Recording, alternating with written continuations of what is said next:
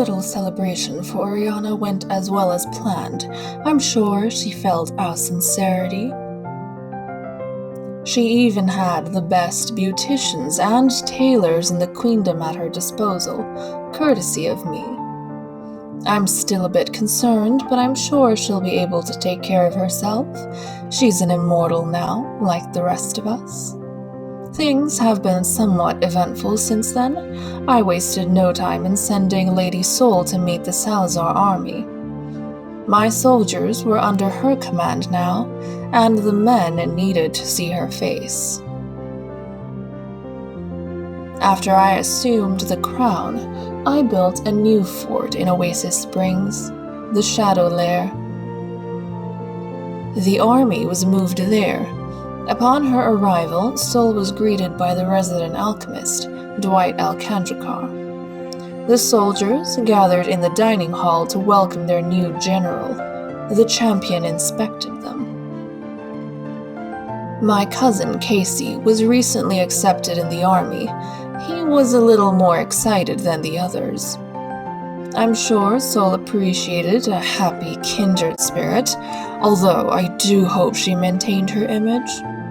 Antonio was on edge. The new general had the ability to rearrange the army as she saw fit. But Sol permitted Antonio Knox to remain commander. She was clear she would watch him closely.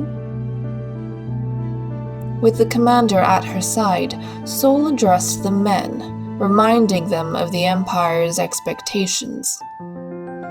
I'm told my uncles were quite happy to see Cousin Casey, Major, Wendell, and Jamie. Dwight, the champion noted, busied himself with potions, a responsible thing to be responsible for. He is getting old, though. I wouldn't be surprised if he croaked one of these days. Commander Antonio, ever the lone wolf, he will have to learn how to adapt to change. Uncle Wendell doesn't perform the best, but he keeps his head down and gets the job done. Uncle Peyton is the most average. Now that my father isn't in the army, Peyton needs to carry his weight. Uncle Jamie is second only to the commander. Even though he's been superseded by Antonio, he still helps the others graciously. Emmanuel is the dangerous one.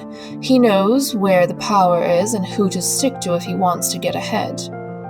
Uncle Major looks the most admirable. His performance, though, is pathetic. He'd be ranking last if Casey wasn't new. After a brief assessment of the fort, Sol caught up on the military records. Everything was normal, she said. There might have been a brief incident of Dwight passing out from potion fumes. With the Shadow Lair in order, Sol returned to the castle in Willow Creek. She gave me her report, and I was happy to hear her attention to detail. Not disappointing at all. Afterwards, I happened across an alarming display of tears from Lady Marigold. There was a rift with one of her daughters, Sapphire? Sakura? I don't remember. The timing was ideal, though. I was planning on sending her to the Glimmerbrook Embassy anyways. There's something I want to keep an eye on. Or someone, rather.